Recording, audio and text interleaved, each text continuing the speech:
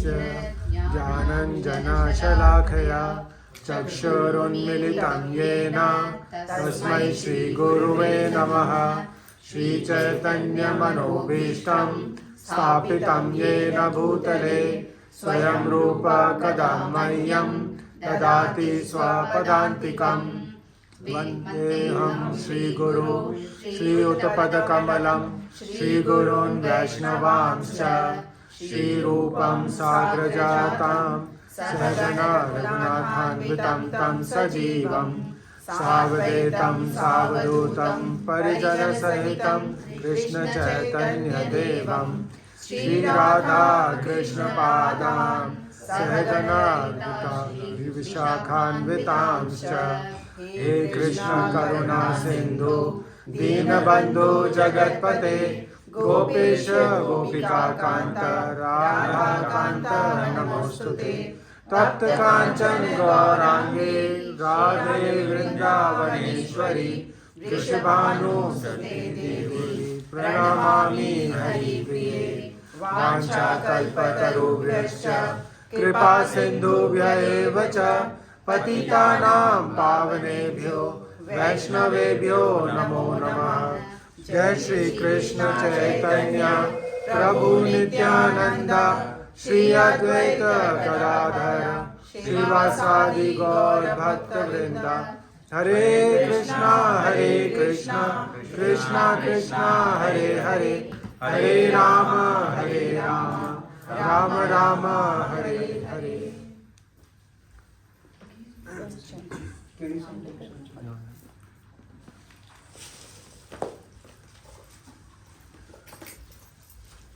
जय श्री कृष्ण चैतन्य प्रभु नित्यानंद श्री अद्वैत गदाधर श्रीवासादि गौर भक्तवृंद।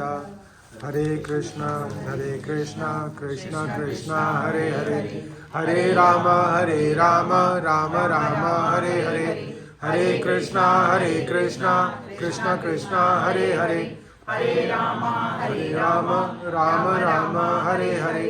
हरे कृष्णा कृष्णा हरे हरे, हरे राम राम राम हरे हरे। हरे कृष्णा कृष्णा हरे हरे, हरे राम राम राम हरे हरे। हरे कृष्णा कृष्णा हरे हरे, हरे राम राम राम हरे हरे। हरे कृष्णा कृष्णा हरे हरे, हरे राम राम राम हरे हरे। हरे कृष्णा कृष्णा हरे हरे, हरे राम राम राम हरे हरे। हरे कृष्णा कृष्णा हरे हरे,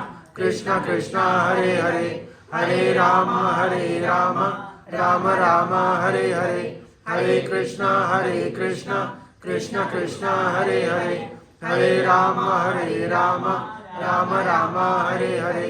हरे कृष्णा कृष्णा हरे हरे, हरे राम राम राम हरे हरे। हरे कृष्णा कृष्णा हरे हरे, हरे राम राम राम हरे हरे। हरे कृष्णा कृष्णा हरे हरे, हरे राम राम राम हरे हरे। हरे Krishna Krishna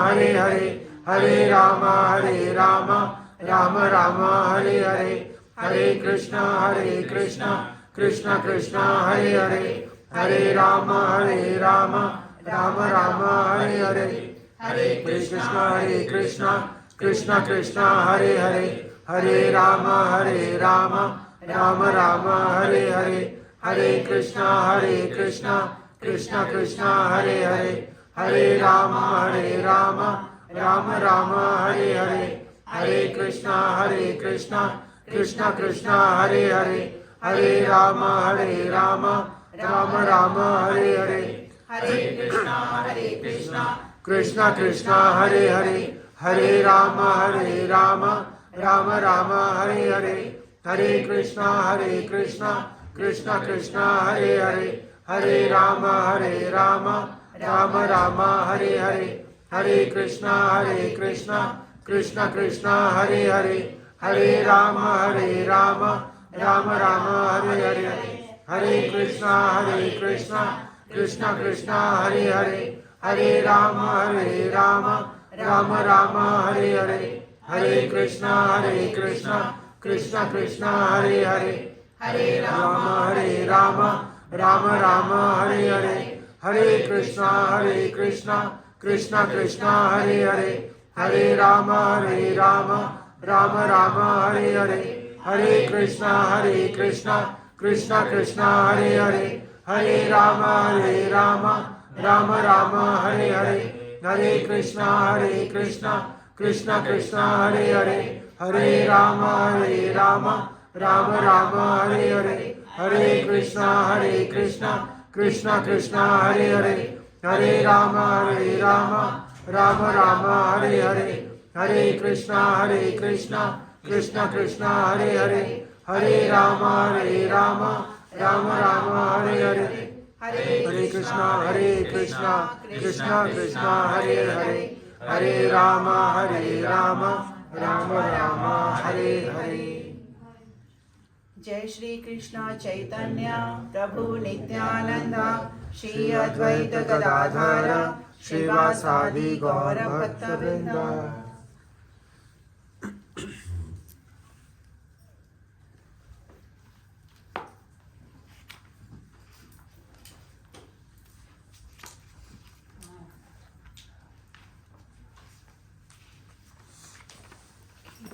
last time कहाँ तक किया था?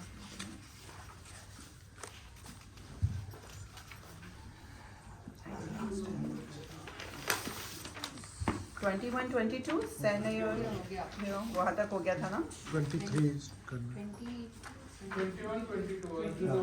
22 ओके, तो 22, 23, 24 और 25 इट्स वेरी इजी श्लोका। कुछ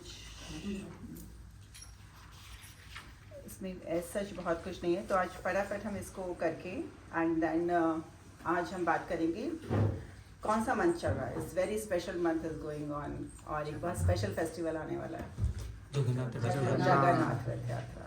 यस, तो आज हम जगन्नाथ जी के बारे में बात करेंगे because Jagannath ji so merciful, इतनी बड़ी बड़ी आँखों से सबको देखते रहते हैं एंड अपने हाथ भी नहीं है उनके तो वैसे तो लेकिन वो अपनी आँखों से ही सबको सब पे दृष्टि डालते हैं, सबको हक करते हैं, सबको अपनी आजकल आप फ़ोन में फ़ोटोज़ खींचते हैं, वो अपनी आइज़ में फ़ोटोज़ खींचते रहते हैं, सबकी आइज़ के थ्रू वो सब कुछ काम करते हैं अपनी।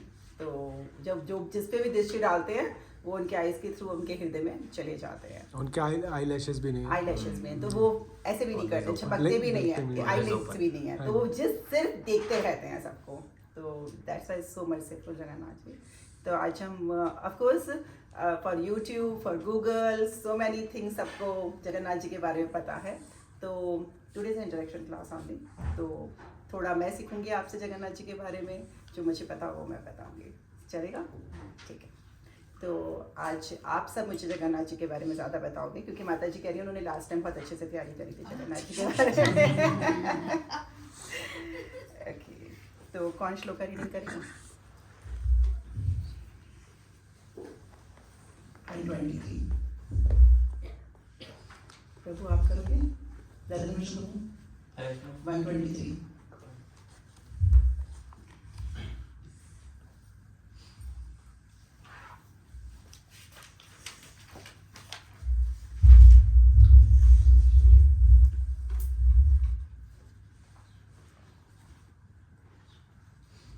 ओम नमो भगवते वासुदेवाय।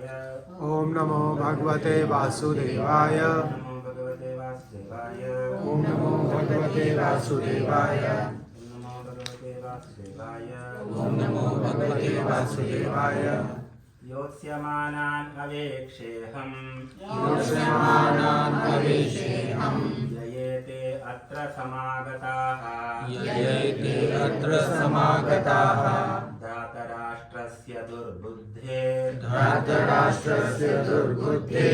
युद्धे प्रियचिकीर्षवः। युद्धे प्रियचिकीर्षवः। ओके, तो ये 3-4 श्लोकास जो है is very simple shlokas and यहाँ पर जो बताया, सॉरी जो यहाँ पे बताया जा रहा है मैं ऐसे बोलती हूँ।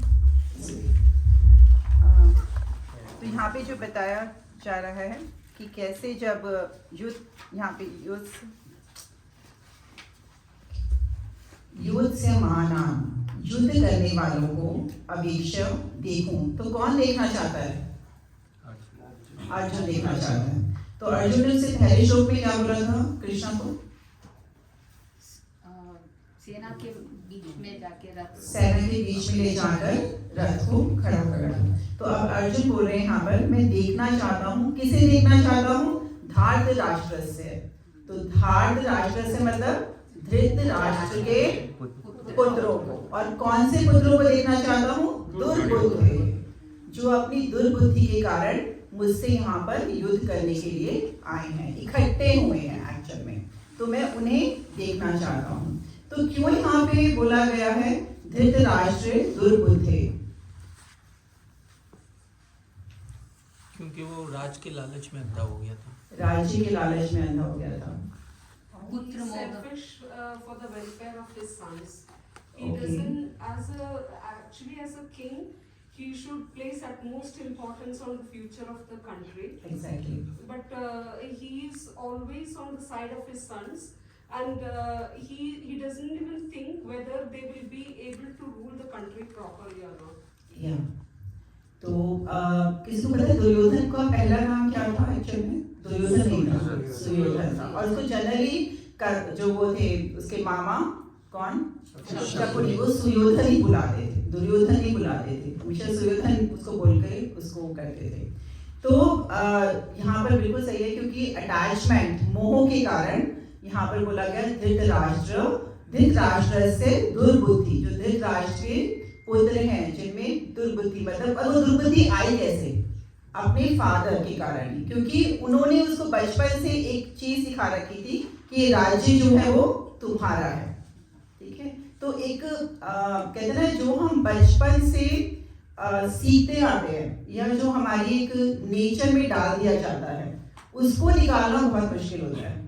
जैसे कि एक कभी हाथी को देखा है? सबने देखा हुआ है हाथी को, ऑफकोर्स देखा होगा। कभी बंधे हुए हाथी को देखा? बड़े बंधे हुए हाथी, जब हाथी बहुत बड़ा हो जाता है उसको किसी एक ट्री से या किसी से खंबे से बांध दिया जाता है। ठीक है, जबकि वो इतना ताकतवर होता है कि उसको वो आराम से उसको तोड़ सकता है, लेकिन वो फिर भी नहीं तोड़ पाता, नहीं तोड़ता है। क्यों ऐसा? क्योंकि बचपन में उसको स्टिक मार मार के उसको, क्योंकि वो बचपन से ही उस पे बंधा रहता है, और जब तब वो कोशिश करता है तो वो उससे नहीं तोड़ पाता। लेकिन जैसे जैसे बड़ा होता जाता है तो उसको ये समझ नहीं आता कि अरे मैं इसको अब तो तोड़ सकता हूँ और मैं इसको तोड़ के यहाँ से भाग भी सकता हूँ। तो वो बचपन से जो उसने बंधा हुआ था, जो छोटा था, उसको लगा मेरे में अभी भी उतनी ही ताकत है, मैं तब भी नहीं तोड़ पाया था तो अब भी नहीं तोड़ पाऊंगा। तो दैट मीन्स कि वो बचपन से जो उसके मन के अंदर या उसके माइंड में जो बैठ गया कि यस मैं इससे यहाँ से नहीं निकल सकता, वो अभी तक भी उसके माइंड में वो ही सेटल हो गया, उसके साइकोलॉजिकल वो उसके मन में बैठ गया कि मैं इसको नहीं तोड़ पाऊंगा। तो इसलिए वो उसी के सिर्फ इर्द गिर्द घूमता रहता है। तो ऐसे ही यहाँ पर दुर्योधन का था, उसके माइंड में एक चीज बैठ गई थी कि ये राज्य मेरा है, तो वो उससे बाहर ही नहीं निकलना चाहता था। जहां तक विदुर ने बताया, सबने उसको समझाया, बट उसका माइंड एक जगह स्टक हो गया साइकोलॉजिकल कि यस ये मेरा राज्य है। यस, तो वो जो हमारे माइंड में हमें बिठा दिया जाता है उसको डिलीट करना इज वेरी डिफिकल्ट। तभी कहते हैं कि बच्चों को बचपन से ही चिल्ड्रन क्लासेस में हमें जो भी हम संस्कार देते हैं या जो हम सिखाते हैं बच्चों को, वो उनको बड़े तक याद रहता है। किसी को सबको हमें ओम जय जगदीश हरे, जो महाराष्ट्रीय सबको गणेशा आरती, सबको भाई हार्ट और इतने भाव से गाते हो आप, क्योंकि वो आपको बचपन से आपने वो गाए हैं। और उसमें जो आपको भाव आते हैं वो शायद अभी कुछ नया सीखोगे तो इतने नहीं आएंगे। यस, माइंड में फिक्स है आपके वो, और उसको बहुत भाव से गाते हो। तो इसलिए यहाँ पर भी बोला गया है धृतराष्ट्र से दुर्बुद्धि। तो कोई इसका अच्छा आज वहाँ पे स्क्रीन पे नहीं है, तो कोई प्लीज इसको पढ़ लूँ फटाफट तात्पर्य।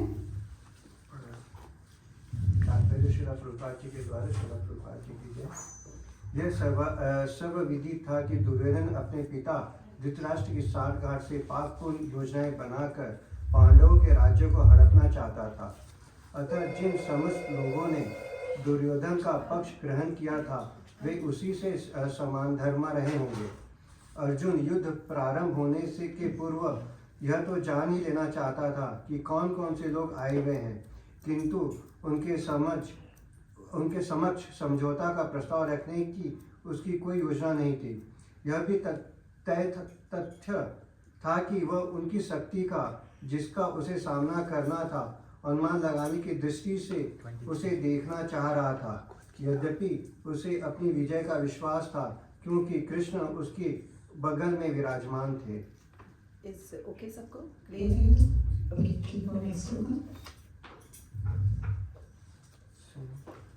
कोई पढ़ेगा? संजय उवाच संजय उवाच एवमुक्तो ऋषिकेशो गुडाकेशेन भारत सैन्योरुभ्यो मध्ये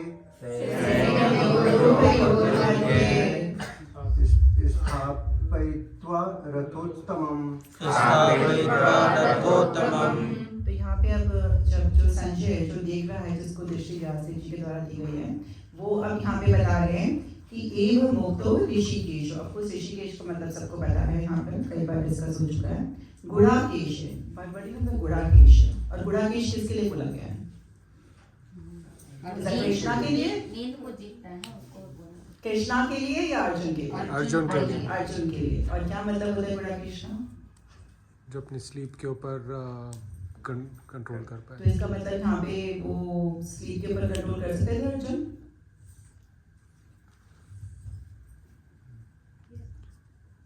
यस। तो यहाँ पे दूसरा मीनिंग क्या है? यहाँ पर अज्ञान। अज्ञान, ठीक है, कि जिन्होंने अज्ञान को जीत लिया है। ठीक है, तो यहाँ पर कहते हैं कि यस अर्जुन जो थे वो सोते नहीं थे, और वो सोते भी थे तो किसको याद करते थे? कृष्ण को। आई थिंक सबको बहुत ये लीला पता है कि जब कृष्ण सोते थे तो उनके रोम रोम से कृष्ण का नाम निकलता था। तो वो सोते सोते भी उनके रोम रोम से सारे टाइम कृष्ण का नाम निकलता रहता था। तो इस दैट्स व्हाई हम बोला कि वो सोते भी नहीं थे, उन्होंने नींद को भी जीत लिया था और साथ साथ अज्ञान को भी जीत लिया था। तो इसलिए यहाँ पे बोला गया गुड़ाकेश। तो हमें कभी कभी लगता है कि हम आगे पढ़ेंगे ना भगवद गीता कि वो क्यों अर्जुन इतने स्टूपिड से क्वेश्चंस पूछ रहे हैं? क्या उन्हें इसका ज्ञान नहीं था? नहीं, उन्होंने पूरे ज्ञान को जीत रखा था, उनको पूरा ज्ञान था। यहाँ पर अभी जो वर्ड है ऋषिकेश, अभी से नेक्स्ट श्लोका में हम पढ़ेंगे क्यों अर्जुन के लिए ऐसा बोला गया, क्यों भगवान, क्यों उन्होंने आगे क्वेश्चंस किए। एक्चुअली लॉर्ड भगवान चाहते थे वो ये क्वेश्चन करें। अब जो चीज भगवान चाहते हैं उसे तो कोई भी बदल सकता है। तो इसलिए लॉर्ड चाहते थे कि वो ये क्वेश्चन सारे करें, इसलिए भगवान ने उनके माया का एक कर्टन डाल दिया था, जो अज्ञान का कर्टन जिसे तो आप बोल सकते हो, वो डाल दिया था, और उसी कारण उन्होंने वो क्वेश्चंस पूछने शुरू करे। तो यहाँ पर जो गुड़ाकेश है इसका क्लियर मीनिंग है कि अर्जुन पूरे ज्ञानी थे, उन्होंने अज्ञान पे पूरी जीत हासिल कर रखी थी, तभी वो कृष्ण के साथ खड़े थे। एग्जैक्टली है ना, ये तो कृष्ण के साथ ही नहीं होते, और कृष्ण उनके सखा नहीं होते, और कृष्ण ना ही उनके आगे गुरु बनते। तो ये सब क्वालिटीज उस अर्जुन में थी, तभी कृष्ण उनके साथ खड़े थे। तो इज अ वेरी लॉजिकल, ये है कि कोई इसमें डाउट नहीं होना चाहिए मेरे ख्याल से। तो यहाँ पर जो बोलते हैं संजय ने कहा, हे भरतवंशी, अर्जुन द्वारा इस प्रकार संबोधित किए जाने पर भगवान कृष्ण ने दोनों दलों के बीच में उस उत्तम रथ को लाकर खड़ा कर दिया। तो इट्स वेरी सिंपल, इसमें 2 पॉइंट्स थे। तो कोई इसको पढ़ लो फटाफट।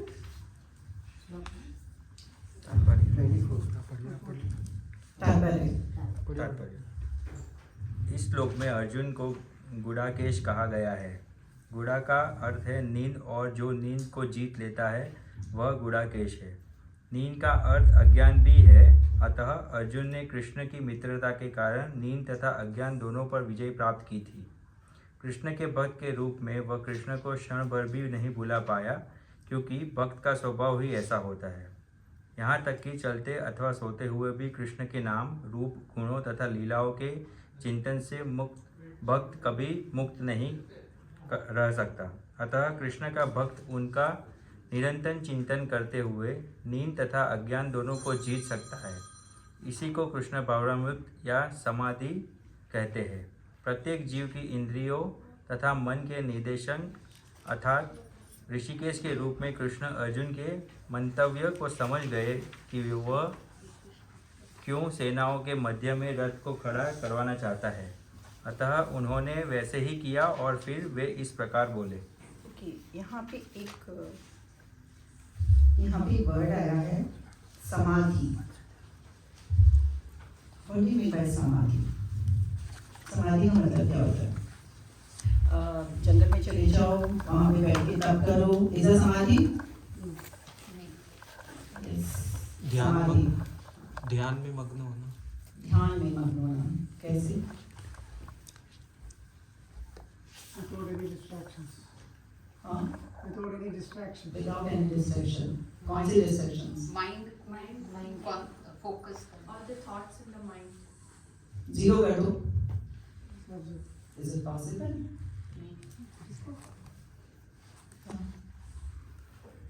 थॉट्स तो आती ही है। थॉट्स क्लियर होना, यहाँ पे समाधि वर्ड यूज हुआ है। Focus You on just Krishna. think about Concentration. Just अपने आगे आइज क्लोज करो और सोचो समाधि का मतलब क्या होता है। As a Bhagavad Gita, as a Bhagavatam, what do you mean by samadhi? भगवान के ऊपर फोकस, कृष्णा पे फोकस करना वो भी समाधि। कृष्णा पे फोकस करना। जब हम अपनी सारी इंद्रियों को कृष्ण पे समर्पित करते हैं तो वो हमें हरण कर लेते हैं और हम समाधि में जाते हैं। Exactly. तो क्या आप गृहस्था लाइफ में रह के समाधि में जा सकते हो? क्यों? It's very easy. कोई मुश्किल नहीं है। गृहस्था के लिए सबसे इजीएस्ट है। सारे कर्म करते हुए भगवान को अर्पण करना। सारे कर्म करते हुए भगवान को अर्पण करना। सेंटर में Sanctuary मतलब अपनी सारी इंद्रियों से भगवान की सेवा करना। और इज वेरी इजी। व्हाटएवर आप बनाते हैं भगवान को ऑफर करो।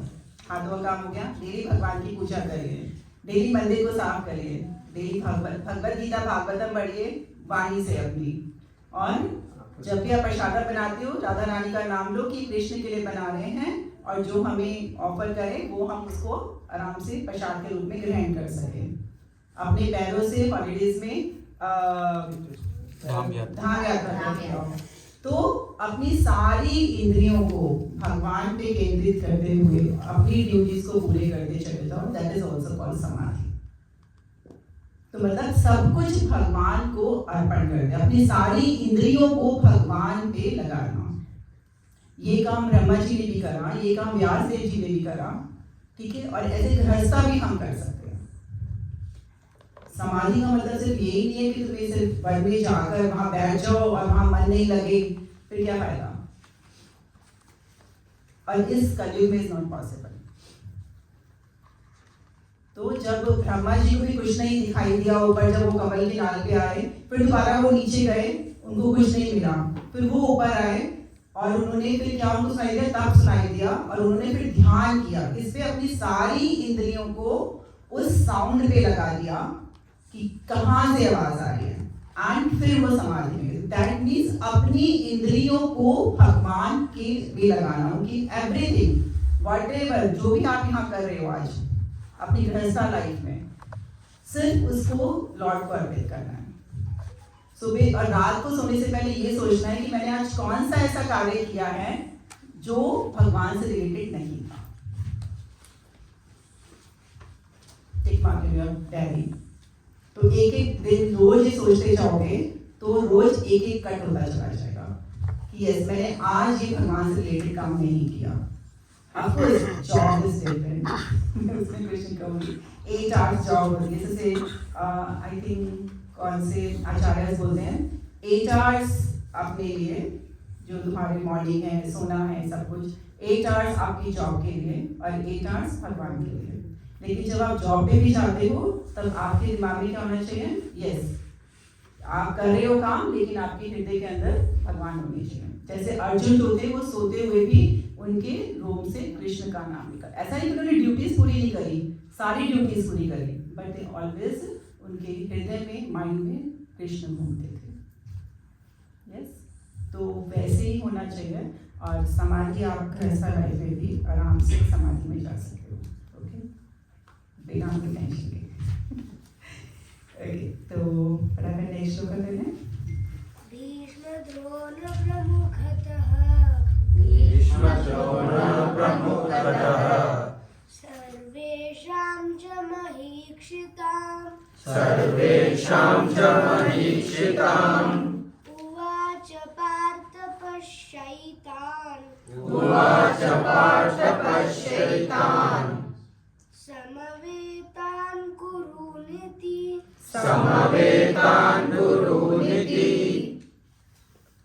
तो यहाँ पे क्या है, भीष्म द्रोण, भीष्म द्रोण तथा विश्व भर के अन्य समस्त राजाओं के सामने भगवान ने कहा कि हे पार्थ, यहाँ पर एकत्र सारे कुरुओं को देखो।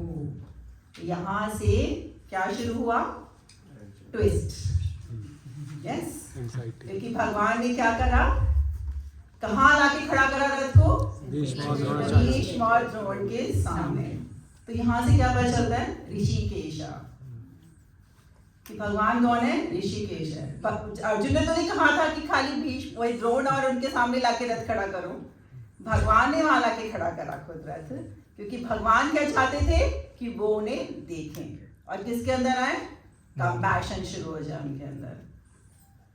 Yes Lord God, that's why उन्होंने वहीं सामने खड़ा करा। तो यहाँ पे इसलिए क्या है, भीष्म द्रोण प्रमुखतः, प्रमुख जो थे भीष्म और द्रोण। क्यों सबसे वो थे प्रमुख, क्योंकि दोनों ही अर्जुन के गुरु थे। और भीष्म कौन थे, पितामह थे, और द्रोण कौन थे, आचार्य थे। लेकिन दोनों ही अर्जुन को बहुत प्रिय थे, इसलिए भगवान ने रथ को एग्जैक्टली वहीं पर लाकर खड़ा कर दिया। और अर्जुन के मन में वो क्वेश्चन आने लग गए जो भगवान चाहते थे, क्या कि जिनसे मैंने आज तक वाणी भी ऊपर करके बात नहीं करी, मेरे को उन पे बाण चलाने पड़ेंगे। तो ये उनके मन में ख्याल आया कि कैसे मैं, जिन पे वाणी मैंने आज तक आवाज मतलब हमेशा सर झुका के बात किया, उस पर से सीना तान के बाण चलाऊंगा मैं, मुझे कैसे पॉसिबल है। उन्होंने कुछ कहा नहीं अभी तक अर्जुन ने। और एक यही वाला श्लोका है फर्स्ट चैप्टर के अंदर जिसमें भगवान बोल रहे हैं। अभी तक कौन बोल रहे थे, अर्जुन, संजय, ये चल रहा था अभी तक। सिर्फ भगवान ने सिर्फ एक ही लाइन बोली, कुछ भी नहीं करा भगवान ने, कुछ भी नहीं करा अभी तक। अब सेकंड चैप्टर से बोलना शुरू करेंगे भगवान। सिर्फ यहाँ पे इतना सब बोल के भगवान चुप हो जाते हैं कि भगवान ने अपना काम कर दिया। ठीक है, वो क्या बोलते हैं, आग में घी डालने वाला काम हो गया पूरा भगवान का। सर्वेषां च महीक्षिताम्। तो महीक्षिताम् का क्या मतलब होता है, मही मीन्स पृथ्वी, ईशिता मतलब धारण करने वाले। तो यहाँ पर बोल रहे हैं कि जिन्होंने इस धरती पर ऐसे कौन से राजा हैं जिन्होंने यहाँ पर खड़े हुए मुझसे लड़ना चाहते हैं। महीक्षिताम्, सर्वेषां, सारे जो इस पृथ्वी पर जो भार है, जो है वो कौन से राजा हैं। तो भगवान ने उन सबको दिखाया, किसको, अर्जुन को दिखाया। पृथ्वी इज वेरी इंपॉर्टेंट यहाँ पर, क्यों, क्योंकि पृथ्वी भगवान से, भगवान का क्या, पृथ्वी का क्या रिलेशन है, material energy, material energy. He's the lord of the earth, because we Lord say of the earth. Bhumi Devi is his wife, no? Exactly, Bhumi Devi is the wife of Vishnu.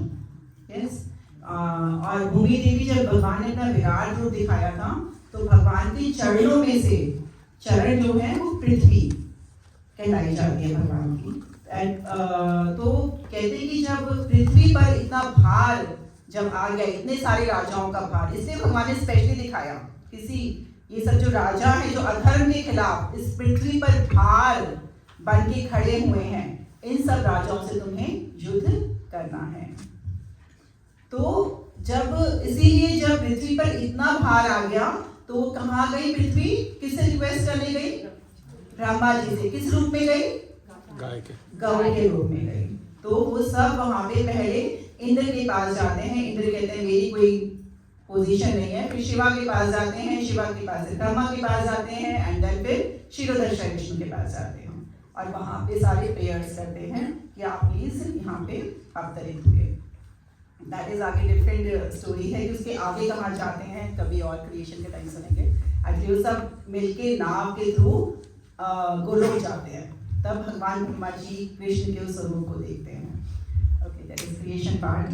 तो इस तरीके से तो प्रभुपाद जी हम बोलते हैं कि हम जब इस भौतिक जगत को भोगते हैं, मतलब पृथ्वी का यहाँ मेल इस भौतिक, जैसे प्रभु ने बताया, जब इस भौतिक जगत को जब हम भोगना चाहते हैं, मतलब भगवान ने भौतिक जगत बनाया है कि you just come stay for some time, मेरे पूजा करो, पाठ करो एंड देन कम बैक, मेरे अपने घर वापस आ जाओ। भगवान ने तुम्हारे हमारे लिए इसलिए बनाया था। हमारी इच्छा हुई कि हमें बस थोड़े टाइम घर रहना है, इंडिपेंडेंट जीना है, एंड लेकिन भगवान का इज ओके, मैं तुम्हें सब फैसिलिटेट करता हूँ। जैसे हम अपने बच्चों को करते हैं, पढ़ने के लिए भेजते हैं, पैसे बैंक में डालते हैं, जो भी उनको फैसिलिटीज चाहिए होती है, लेकिन कहीं ना कहीं होता है ना कि वो हमारे साथ वापस आके रहें। यस, होता नहीं होता किसी को? होता है। तो ऐसे ही वो हमारे पेरेंट्स है। कौन? कृष्ण। वो एक तुम्हें माता तुम्हें पिता, जब सब पूरी प्रेयर्स गाते हैं तो वो भी ये चाहते हैं कि उन्होंने पूरा हमारे लिए संसार बनाया, तुम्हें सब कुछ दे रहे हैं, हवा, सब कुछ, एवरीथिंग, लाइट, सूरज, सब कुछ दे रहे हैं। अब क्या चाहते हैं कि तुम्हें कुछ ज़्यादा मेहनत नहीं करनी पड़े, वो तो हमारी बनाई गई दुनिया है जो हम देख रहे हैं। उन्होंने ऐसा नहीं कहा था कि सिंपल एक गाय रखो, सिंपल लाइफ जियो और प्रेयर्स करो, थोड़े टाइम अकेले रहो जैसे तुम्हें रहना independently and then come back. भगवान ने इसलिए दुनिया बनाई थी, ठीक है। वो बात अलग है, हमने उसको किस उसमें लिया, तो ये भगवान ने चाहा था। तो इसलिए हम क्या भुगत रहे हैं अभी? 3 कष्ट भुगत रहे हैं। कौन कौन से? आध्यात्मिक, आदिलौकिक, आदिदेव। Can you explain to? आध्यात्मिक मतलब अपने शरीर से जो हम कष्ट, जैसे डिप्रेशन में आ जाना, ठीक है, बहुत बार हम डिप्रेशन में आ जाते तो अपने आप ही हम अपने आप को कष्ट देते हैं, तो अपने शरीर से हुआ। सेकंड, आदिलौकिक मतलब दूसरों से बाई चांस किसी को चींटी काट गई, किसी को मच्छर काटने से मलेरिया हो गया, या फिर किसी और ने आपको कुछ कह दिया, मतलब दूसरे जीवों के द्वारा दुख देना। और तीसरा आदिदेवी मतलब जैसे कि भूकंप आ गया, साइक्लोन आ गया, मतलब जो देवी देवताओं द्वारा। इसलिए हम ये सारे कष्ट भोग रहे हैं क्योंकि हम इस भौतिक जगत को भोगना चाहते हैं।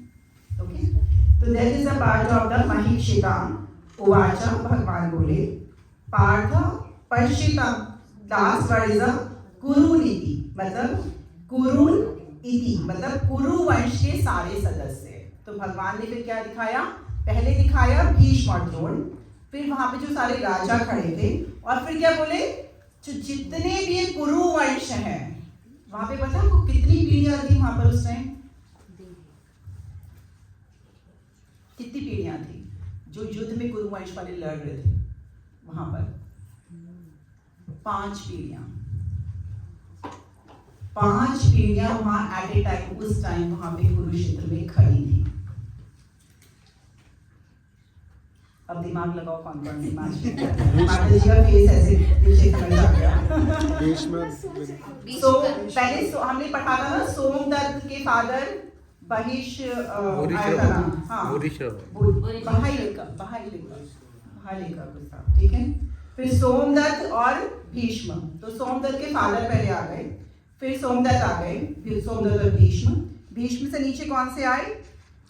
भूरिश्रवा और ये अपने शकुनी, शाल्य, ये सब आ गए। फिर ये अर्जुन, दुर्योधन, ये सब आ गए, और उसके नीचे फिर लास्ट हो गई 5 पीढ़ियां। तो 5 पीढ़ी वहां पर लड़ी। जब यहाँ पे बोला गया है कुरुन इति, कुरु वंश, पूरा कुरु वंश जो यहाँ पे था वो वहां पर यहाँ उपस्थित है। तो लॉर्ड ने अपना काम कर दिया पूरा इस श्लोका के अंदर। लॉर्ड ने दिखा दिया पूरा, ये रहा तुम्हारा कुरुवंश, ये भीष्म और द्रोणा, और ये रहे सारे राजा जो तुम्हारे अधर्म के खिलाफ लड़ने जा रहे हैं। तो यहाँ पे भगवान ने ये बताने के बाद नेक्स्ट श्लोका में भगवान ने उनके सारे बताया कि तुम्हारे पितामह, गुरु, मामा, भाई, पुत्र, पौत्र, मौसा सब तुम्हारे शुभ चिंतक ये सब यहाँ पर खड़े हुए हैं। ओके, तो यहाँ का जो ये मेन पहला ट्विस्ट जो यहाँ पर भगवद गीता का टर्निंग पॉइंट जिसे बोलते हैं, ये पहला टर्निंग पॉइंट है। Second turning point second chapter में आएगा, लेकिन अभी फिलहाल फर्स्ट टर्निंग पॉइंट भगवान ने अपना कर दिया। ठीक है, अब इसके आगे हम नेक्स्ट वीक पढ़ेंगे। तो that is finish I think 26 तक ही ऑलमोस्ट है। अगर ये पढ़ना है तो आप पढ़ सकते हो। हाँ, इसका तात्पर्य है पहले 25 का तात्पर्य।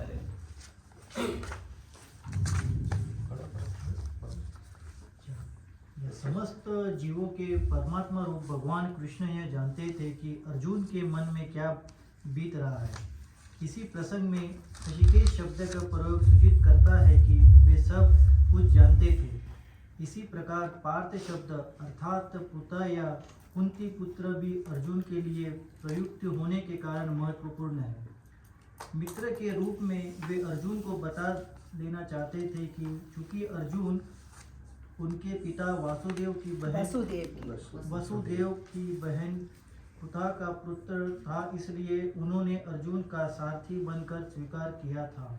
किंतु जब उन्होंने अर्जुन से कौरवों को देखो कहा तो उससे उनका क्या अभिप्राय था? क्या अर्जुन वहीं पर रुककर युद्ध करना नहीं चाहता था? कृष्ण को अपनी बुआ उत्तरा के पुत्र से कभी भी ऐसी आशा नहीं थी। इसी प्रकार से कृष्ण ने अपने मित्र की मनस्थिति की पूर्व सूचना परिहासवश दी है।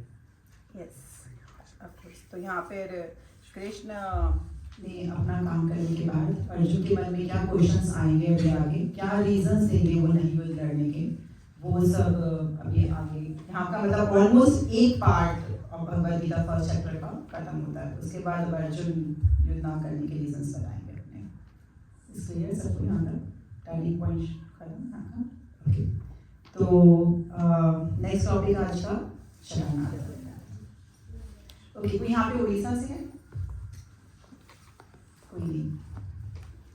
ओके, तो फिर मैं क्वेश्चंस करूँ, सब आंसर से ज़्यादा इजी है ना, मुझे नहीं बताना पड़ेगा। ओके, क्या था मुझे खुद को नहीं ध्यान, मैंने क्या क्वेश्चन दिए थे, लेकिन फिर भी चलो हम शुरुआत करते हैं कि पढ़ते हैं कितने दिन। ओके, जगन्नाथ जी कितने दिन बीमार पड़ते हैं? 15 डेज बीमार पड़ते हैं। और जगन्नाथ जी चलो पहले स्टार्ट ये था कि जगन्नाथ जी का प्राकट्य। ओके, और क्या क्वेश्चन है? तो क्या था? रथ कहा जाता है कितने दिन और क्या लीलाएं होती हैं? ओके, रथ यात्रा क्यों है? ओके, तो पहले रथ कितने दिन के लिए जाता है? 5 दिन के लिए। नहीं, 7 डेज, टोटल 9 डेज होते हैं। टोटल एक दिन जाने का होता है, आते हैं, और 7 डेज वहाँ पे होते हैं। ओके, तो और क्या कहाँ जाता है? कहाँ जाता है? गुंडीचा जाता है। क्यों जाता है गुंडीचा? मासी के घर है, लेकिन क्यों मासी के घर क्यों जाना है उन्हें? उनको वृंदावन है, दैट इज इंटरनल पार्ट। लेकिन वैसे क्यों जाना है उनको? मासी माँ। ओके, या माता जी ने स्टोरी सुनी थी उसके लिए से। ओके, वो उनका प्राकट्य स्थान है जहाँ भगवान आए थे। और उसके बाद गुंडीचा ने कहा, मतलब उन्होंने कहा कि एक भव्य, ब्रह्मा जी ने कहा एक भव्य टेम्पल बनवाइए उनके लिए। तो फिर उन्होंने भव्य टेम्पल, उनके फादर का नाम क्या था जो जिन्होंने पूरा करा? इंद्रद्युम्न। तो इंद्रद्युम्न को कहा कि इनके लिए बहुत बड़ा टेम्पल भगवान के लिए बनवाइए। जब वो प्रकट हुए, कैसे प्रकट हुए? ओके, मैं एक एक करके चलती हूँ तो शुरू से। भगवान का प्रकट्य कैसे हुआ इसकी, और रथ यात्रा की जो खींचने की जो ये प्रथा है, इसकी बहुत सारी डिफरेंट लीलास हैं। ठीक है, बहुत जगह डिफरेंट कथाएँ आती हैं उसकी। एंड तो मैं बहुत शॉर्ट में करके थोड़ा सा इसकी पूरा आउटलाइन बता देती हूँ क्या है।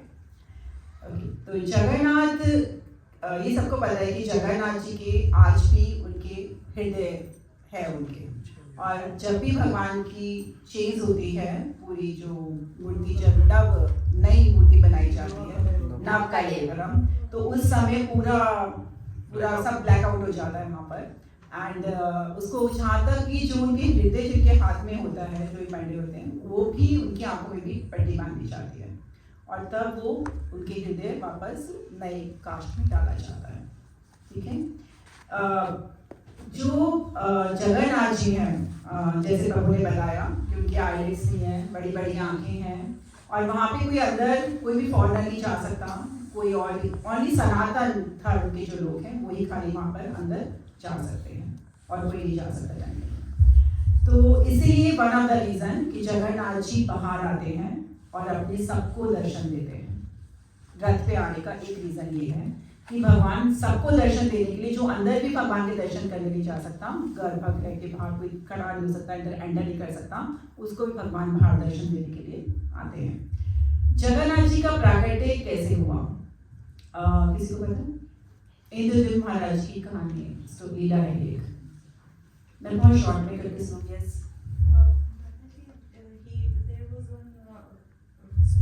जो एक स्टोन था वो बहुत लाइट करता था, तो राजा उसको ढूंढते हुए जंगलों में गए थे, और वहाँ पे उन्होंने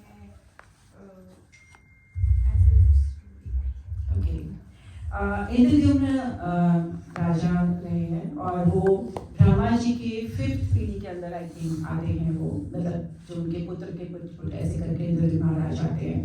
एंड इंद्रद्युम्न महाराज के पास एक मतलब अपने बहन में बैठे होते हैं, तो वहाँ कोई आता है, एक ब्राह्मण आता है, एंड उनकी बहुत इच्छा हो रही होती है इंद्रद्युम्न महाराज की कि अरे मुझे, मतलब ना उनके अंदर से एक आवाज़ आ रही है, मुझे किसी को देखना है, मतलब कोई ऐसी शक्ति है या मैं भगवान के स्वरूप को देखना चाहता हूँ।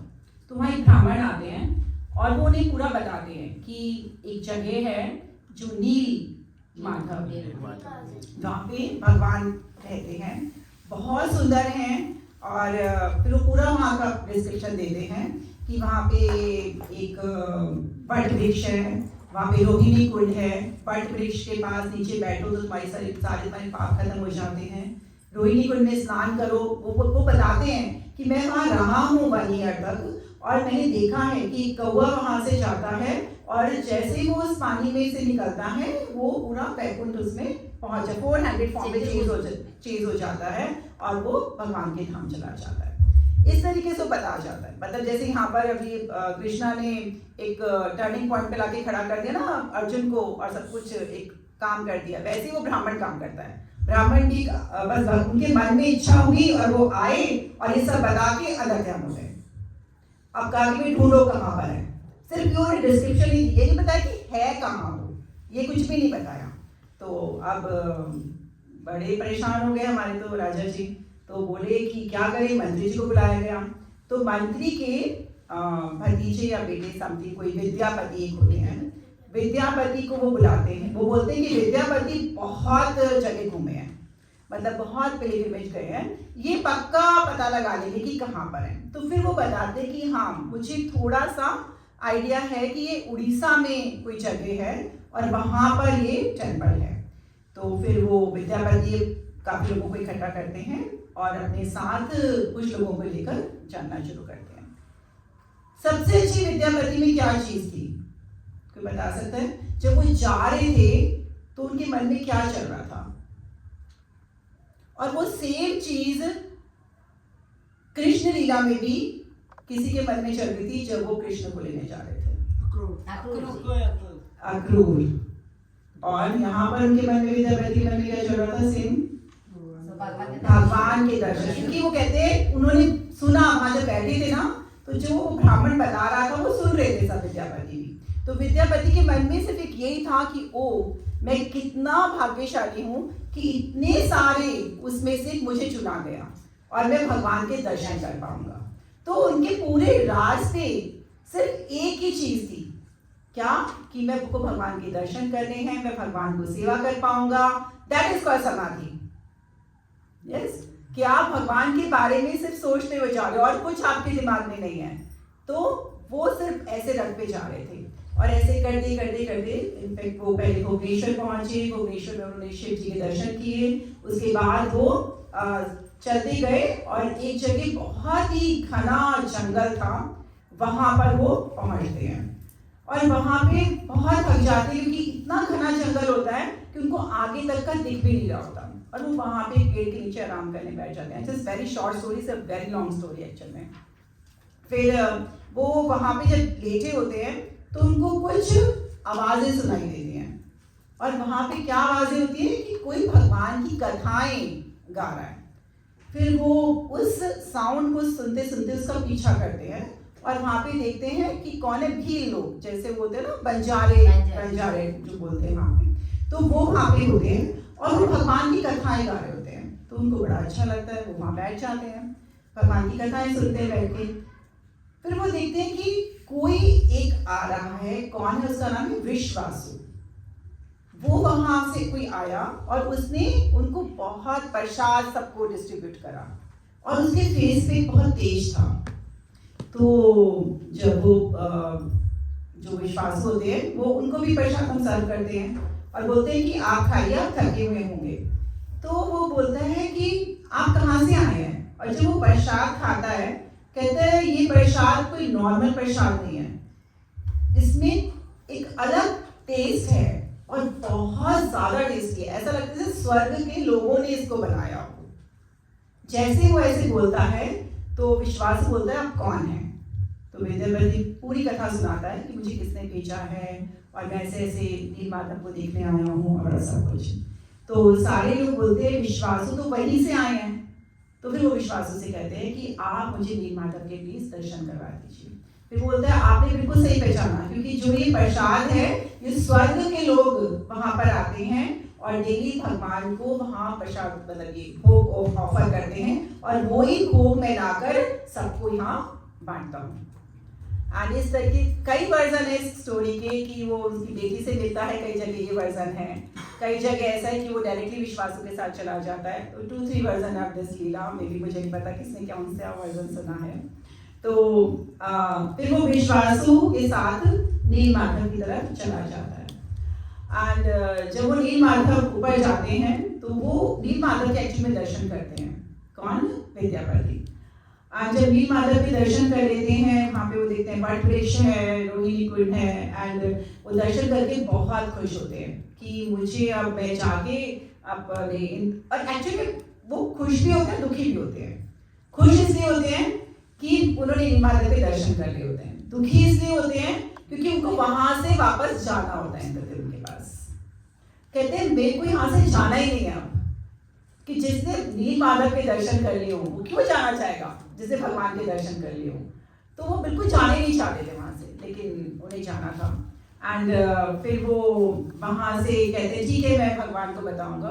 दोनों नीचे, तो विश्वासु कहते हैं अब आप नीचे चलिए क्योंकि बहुत अंधेरा हो रहा है। वो सुबह के टाइम जाते हैं, बहुत शाम हो चुकी होती है, नहीं तो यहाँ से जाना बहुत मुश्किल हो जाएगा क्योंकि यहाँ बहुत जंगली जानवर हैं। तो वो नीचे आते हैं एंड जो विद्यापति होते हैं वो वहां से जाने की तैयारी करते हैं। इधर विद्यापति चले जाते हैं और इधर क्या होता है, बहुत तेज आंधी आती है, जैसे जैसे प्रलय आ गई हो, सारे पेड़ टूट के गिर जाते हैं। एंड विश्वासु को होता है कि ये सब क्या हो रहा है। तब विश्वासु को याद आता है कि मुझे बताया गया था कि जब ऐसे प्रलय आएगी सारे पेड़ टूट जाएंगे, सब कुछ ढक दिया जाएगा, दैट मीन्स कि वहां से नीलमाधव विलुप्त हो जाएंगे, चले जाएंगे। तो ये कहा जाता है कि ब्रह्मा जी के 50 इयर्स जो है वो नीलमाधव के रूप में भगवान वहां रहे और जो आगे की 50 इयर्स हैं वो जगन्नाथ के रूप में यहाँ पे भगवान रहेंगे। ठीक है, तो ये सब हो जाता है।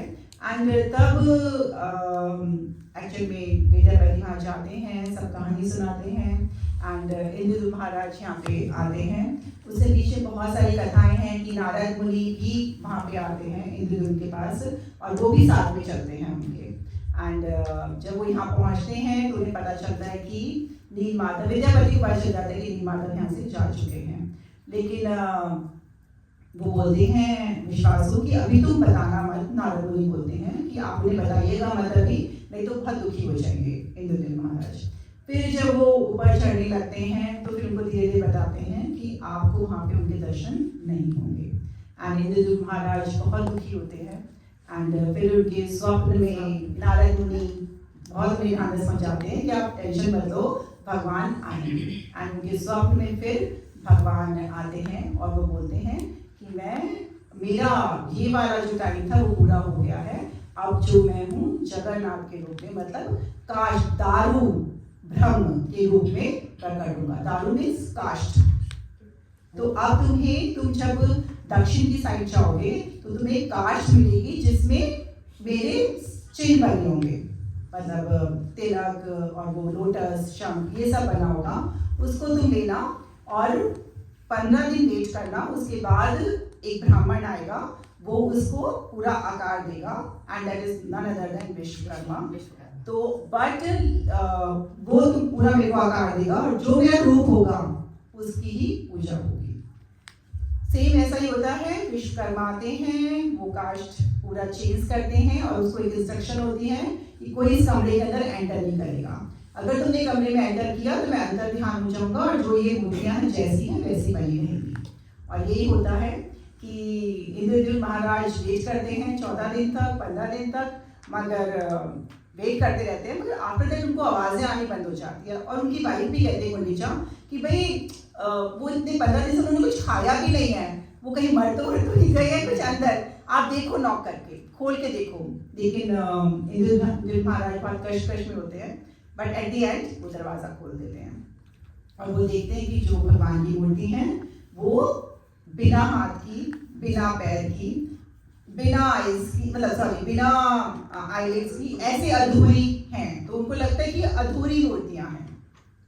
तो वो बोलते हैं, फिर इंद्र के सपने महाराज आते हैं, मतलब भगवान आते हैं, बहुत रो रहे होते हैं कि मेरी अधूरी मूर्तियां नहीं हैं, मैं इसी रूप में इस कलयुग के अंदर सब भक्तों को अपने दर्शन दूंगा।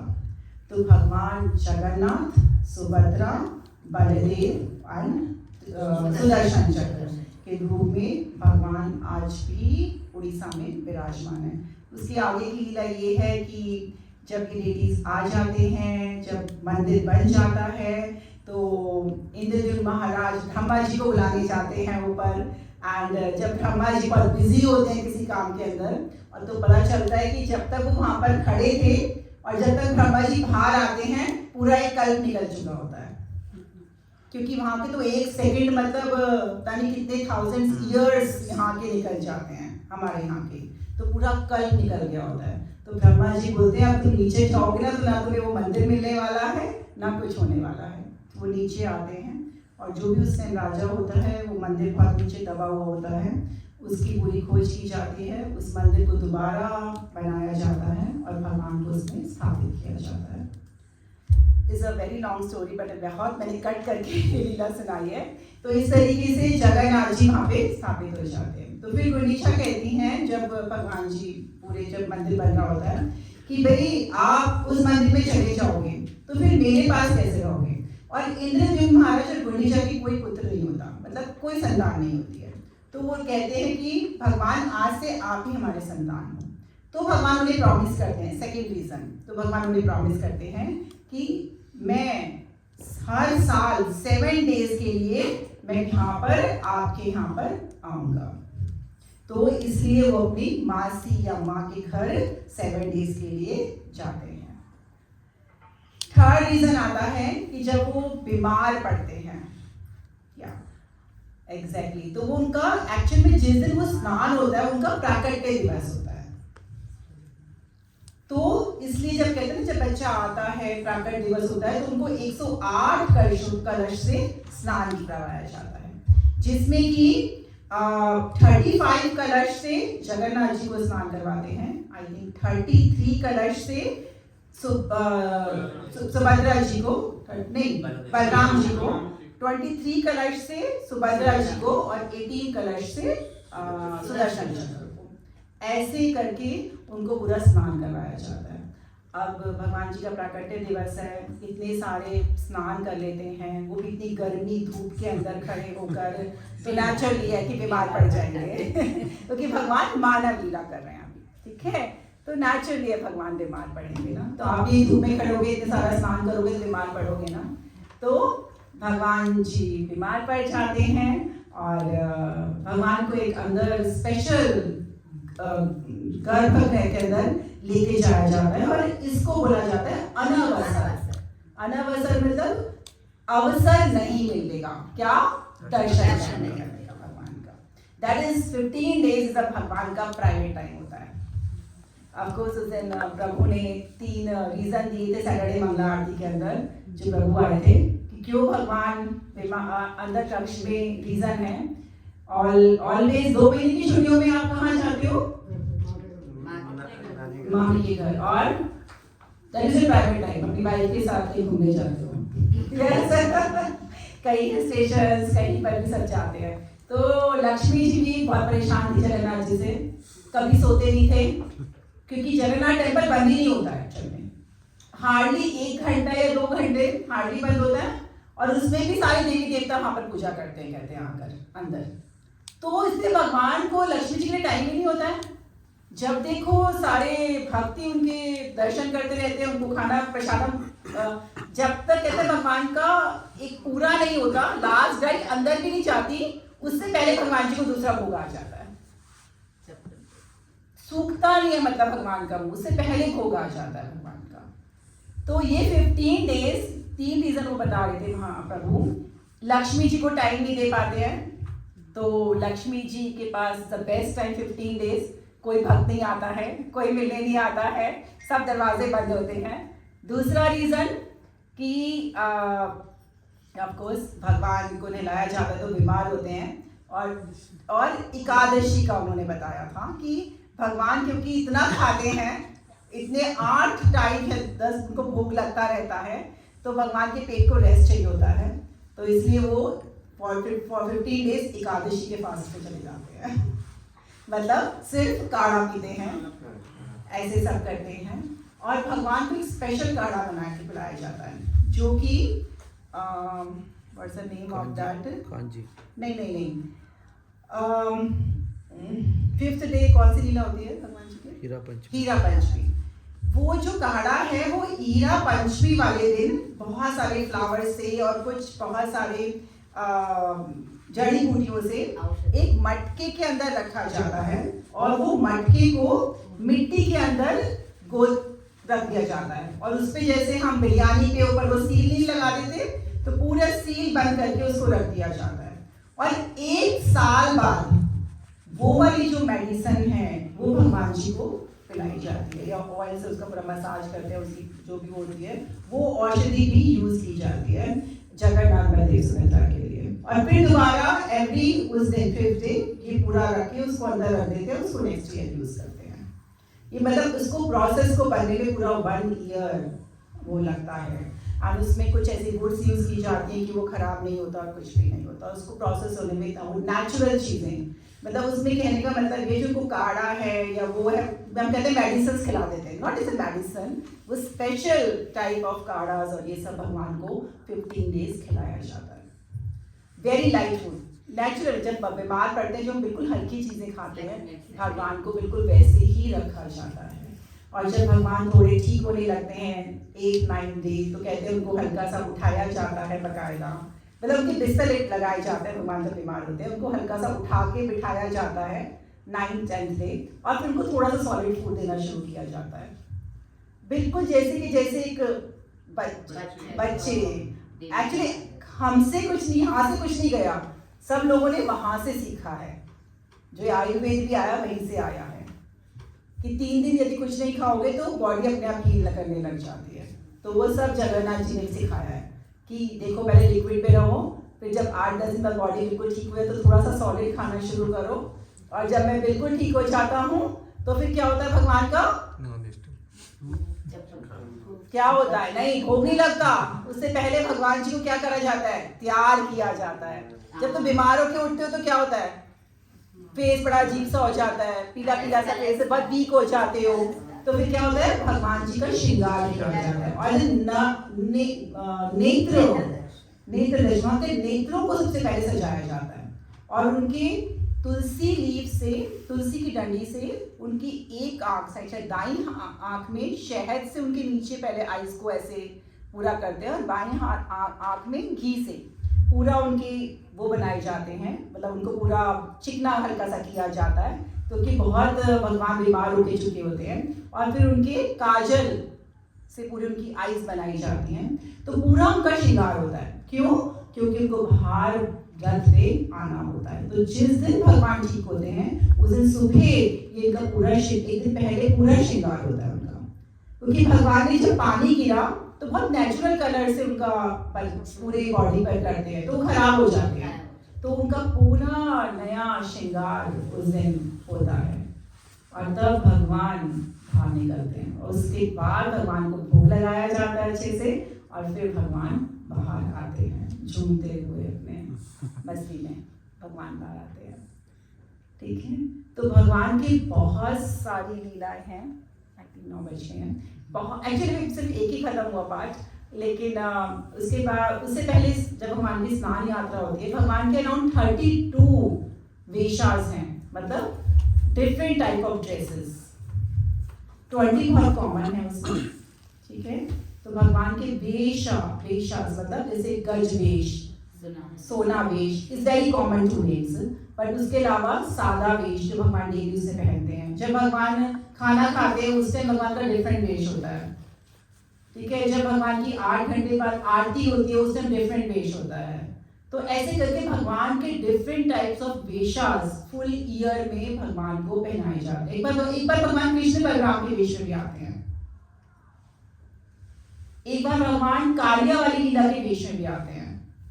वो तिथि है, डिफरेंट तिथिज हैं कि एलिफेंट में भी तो हाँ, एलिफेंट तो जस्ट स्नान के बाद ही होता है, स्नान के जस्ट बाद भगवान को गज वेश में आते हैं। किसी को पता है गज वेश में क्यों आते हैं भगवान?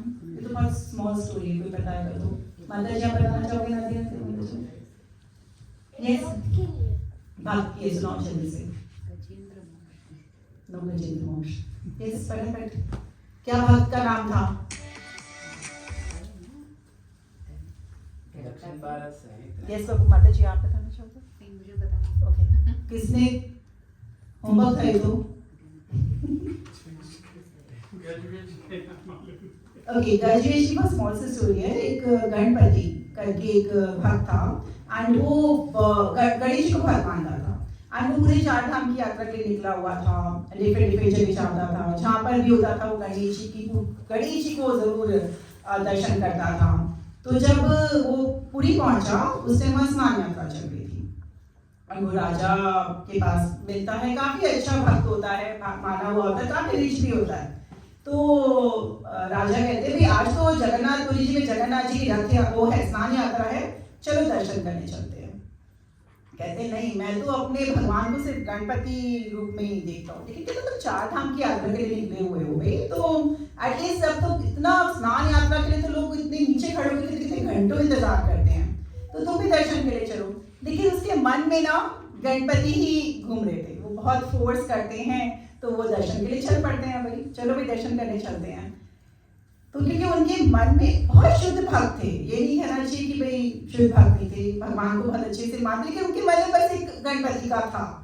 तो फिर जब वो वहां से जब जा रहे होते हैं, जब स्नान यात्रा एक मंडप पे लगाई जाती है स्नान यात्रा, जिसको हर कोई देख सकता है दूर से बैठ के, तो भगवान इस टाइम बाहर आए, फिर उसके बाद सीधा रथ यात्रा में बाहर आते हैं। तो जब वो पूरा मंडप लगा हुआ होता है तो उस मंडप के आगे से जैसे ही वो राजा के साथ जो वो भक्त होता है, जब वो जा रहा होता है, जब वो दर्शन कर रहा होता है, तो क्या देखता है? जगन्नाथ जी को वो गज रूप में देखता है। तो भगवान अपने भक्त के लिए गज रूप में उसको दर्शन देते हैं। तो तब से ये प्रथा चली आ रही है कि आफ्टर स्नान यात्रा भगवान को गज का रूप मतलब मुखौटा लगाया जाता है उनके, और क्योंकि भक्त की वो इच्छा थी। ऐसे बहुत बार होता है। एक मैं शरीताई से माता जी की लेक्चर सुन रही थी अभी, तो बता रही थी कि नरसिम्हा भगवान एक भक्त था, वो राम जी को हनुमान जी शायद त्यागराज हैं, हाँ, वो कर्नाटिक म्यूजिक के ट्रिनिटी बोले जाते हैं। उन्होंने भगवान राम के ऊपर बहुत सारे गीत लिखे हैं, कंपोज किए हैं, बहुत फेमस हैं कर्नाटिक म्यूजिक में सेंट त्यागराजा। तो उनके सारे वो बहुत बड़े भक्त भगवान राम के, भगवान राम ने उनको दर्शन भी दिया था। उन्होंने एक प्ले लिखा था, तो उसमें उन्होंने भक्त प्रहलाद का प्ले लिखा था। तो उसमें क्या होता है कि एंड में जब वो लिखते हैं और लास्ट सीन में पिलर से निकल के आते हैं, नरसिम्हा भगवान आना होता है उनको, लेकिन इनके प्ले में भगवान राम आते हैं क्योंकि इनके इच्छा देता वही है। तो भक्त की इच्छा भगवान हमेशा पूरी करते हैं कि वो बहुत अच्छे से। एंड एक्चुअली ये सेम है या एक और भी थी ऐसी कि नरसिम्हा भगवान ऊपर से जा रहे होते हैं, नीचे भक्त भगवान का राम राम राम नाम ले रहा होता है। तो वो सोचते हैं कि ठीक है, मैं राम हूँ, मैं कृष्ण हूँ, तो मैं जाकर नीचे दर्शन देता हूँ उसे।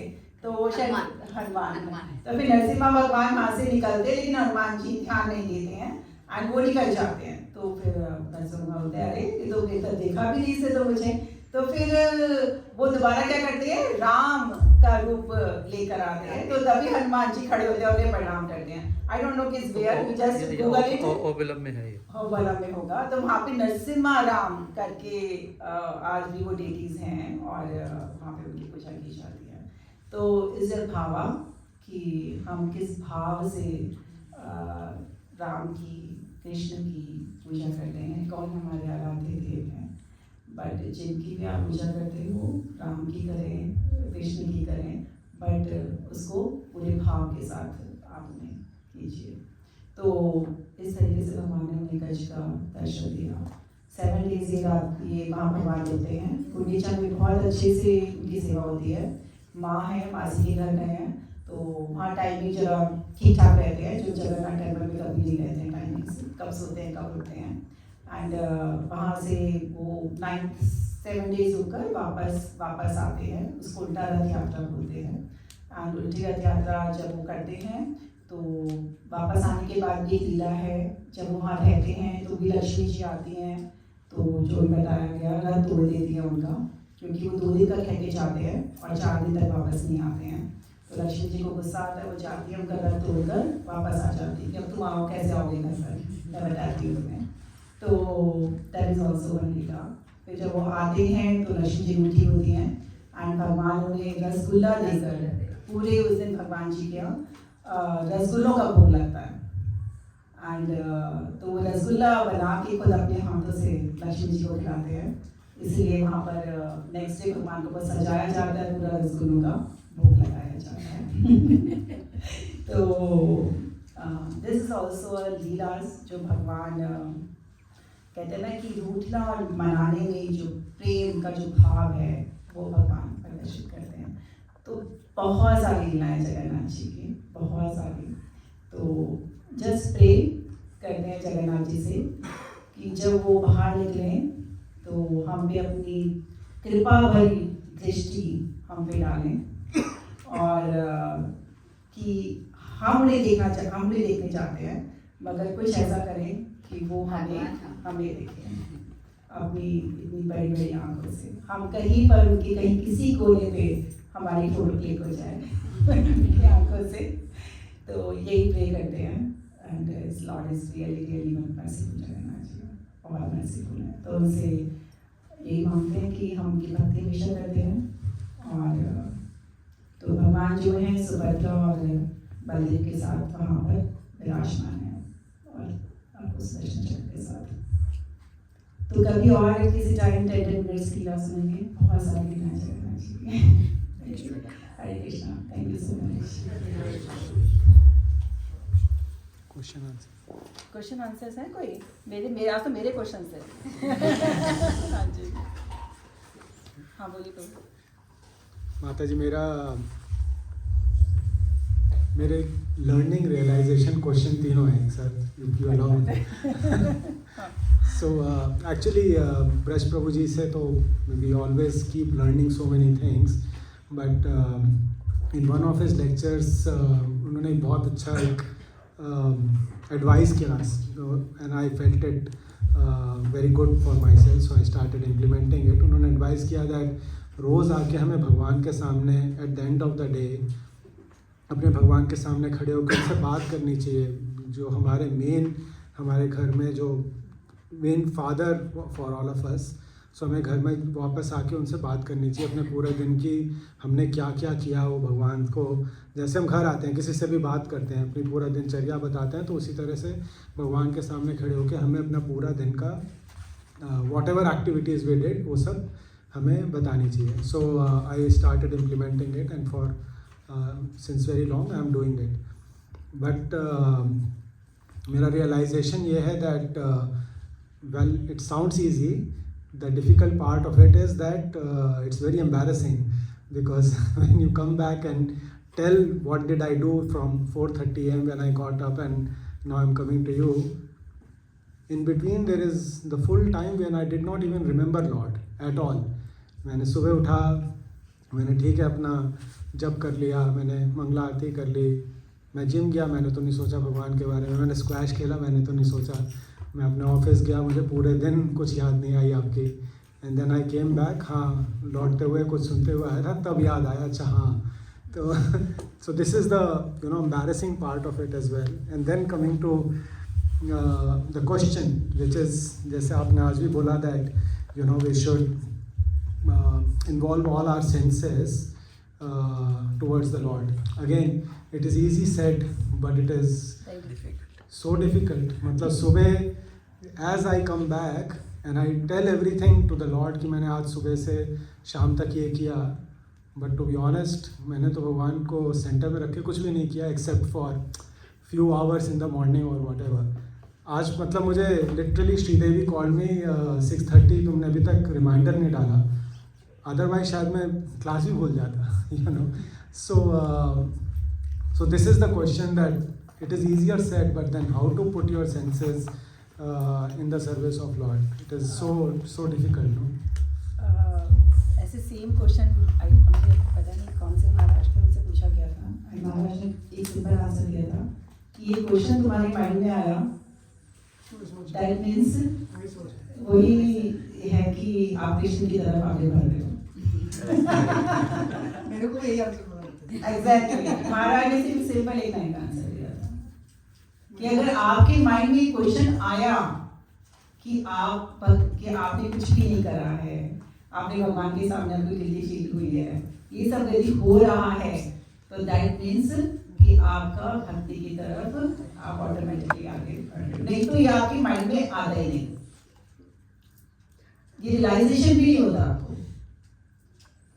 रियली महाराज ने मेरे को पॉइंट किया था कि सेम यही क्वेश्चन करा था जो आप आदमी करा, और महाराज ने सिर्फ एक यही आंसर दिया था कि ना ये रियलाइजेशन भी, ये गिल्टी फील होना भी, ये भी नहीं होता यदि आप भक्ति की तरफ आगे नहीं बढ़ रहे होते।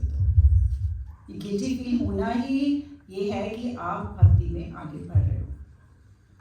और हाँ, लेकिन पूरा दिन आपने क्या किया, क्यों आप 6:30 उठे, कौन है जो, कितने लोग ऐसे हैं जो सिर्फ ऑफिस जाने से आधा घंटा पहले, फिर 45 मिनट्स पहले उठते हैं और ऑफिस चले जाते हैं तैयार होकर। तो many people I think like this. तो आप अगर सुबह जल्दी उठे तो आपने क्या किया सबसे पहले उठ के? सबसे पहले उठकर तो रेडी होकर माला कंप्लीट कर ली। माला कंप्लीट कर ली। तो क्या आपने वंडा महापाल कमांड को याद नहीं करा? वो तो ठीक है, मतलब उससे पहले तो मंगला आरती माला वाला सब तब तक तो याद थे भगवान, उसके ये ना याद भगवान। तो ये 2 hours 3 hours always Tulsi Babu said that 3 hours morning ये आपका कवच है फॉर ए फुल डे। और जब आप गाड़ी में जाते हो क्या चलाते हो? भगवत गीता का लेक्चर।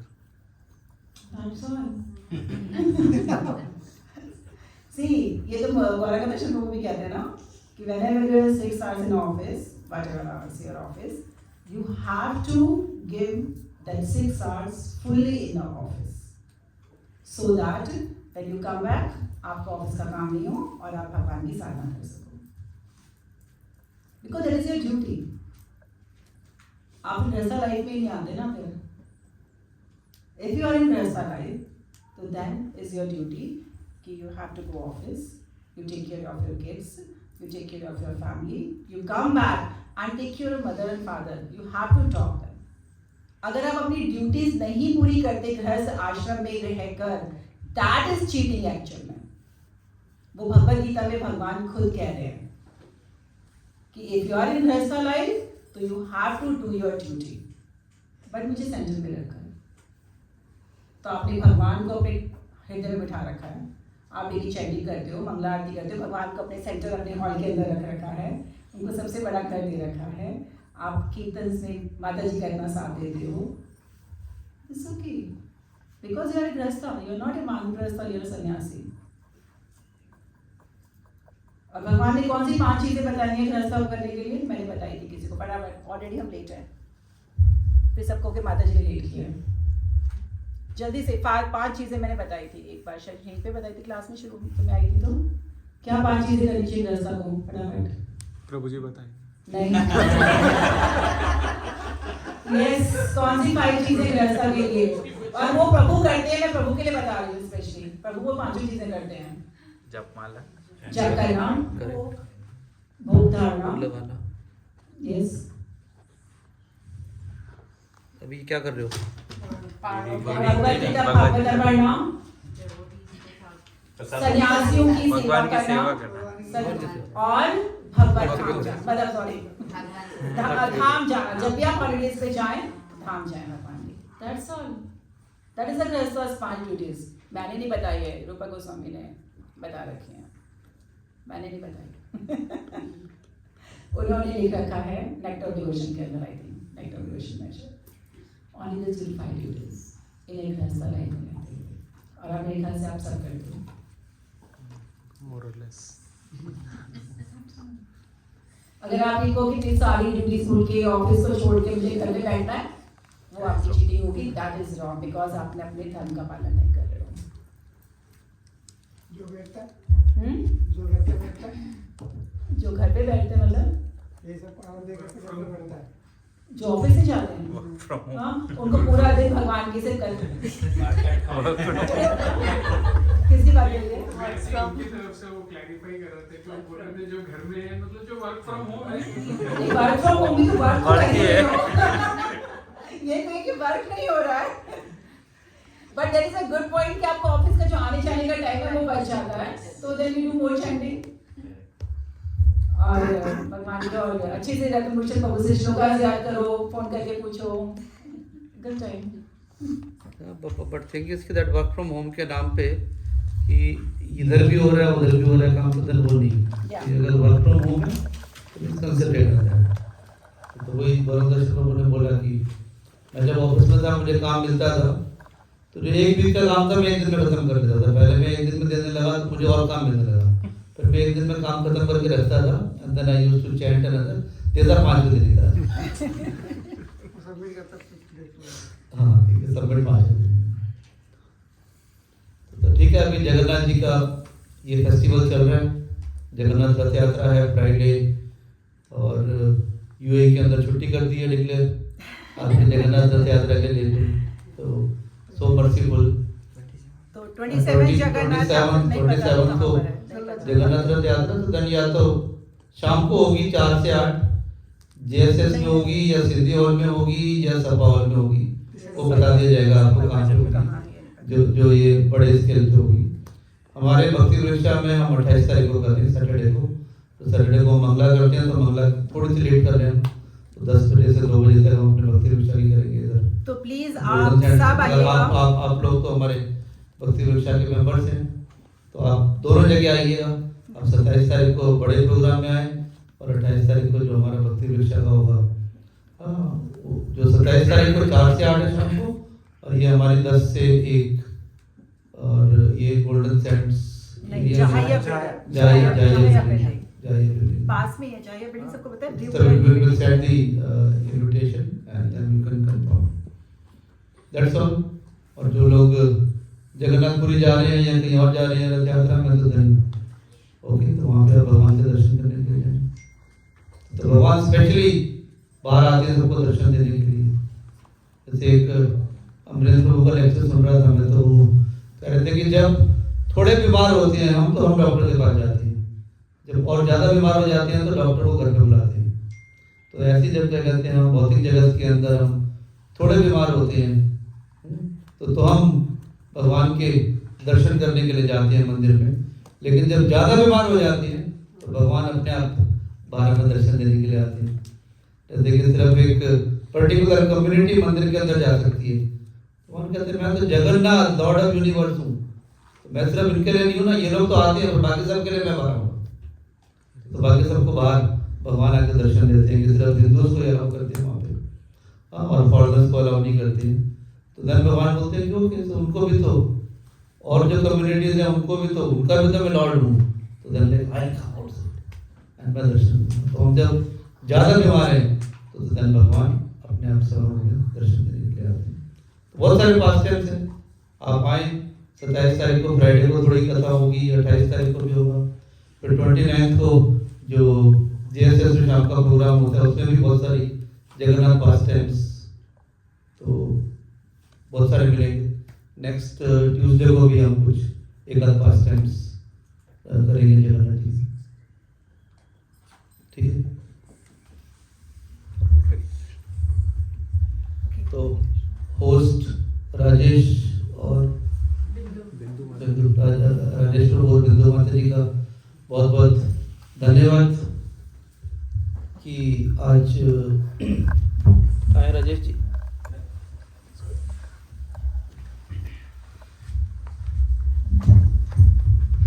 आपने ये आज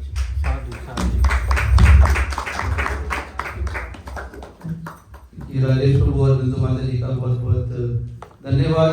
उनके लिए स्पेशल प्रे कि आज भगवत गीता जगन्नाथ का सत्संग जो है उनके घर पे होगा, और ऐसे ही हमें ये घर जो है वो घर को मंदिर बना के रखना है और भगवान का भजन कीर्तन होते रहना चाहिए। एक बार राजेश और बिंदु के लिए प्रार्थना करेंगे। हरे कृष्णा कृष्णा कृष्णा हरे हरे, हरे राम राम राम हरे हरे। तो घर पे सत्संग करना, भगवत गीता जगन्नाथ जी का भगवान का गुणगान करना, ये कोई आसानी से मौका नहीं मिलता है। ये भगवान की भक्तों की स्पेशल कृपा होती है, तब भक्तों का जो है आगमन घर पे होता है। तो ऐसा मौका जो है वो मिले, छोड़ना नहीं चाहिए। और इस प्रोग्राम में तो और कोई एक्सेस पैकेज भी नहीं है, जस्ट क्या करते हैं आना है, कथा सुननी है, चले जाना है। दैट्स व्हाई हमने रखा नहीं है कि नॉट टू बर्डन एनीबॉडी। वैसे तो हमारे ISKCON के सब प्रोग्राम फुल प्रसादम के साथ होते हैं, but we'll start that when you all are ready. Okay, until you all are ready, we'll continue like that, full prasadam or katha, so that after easily can have dinner prasadam, then come take fruit and then go.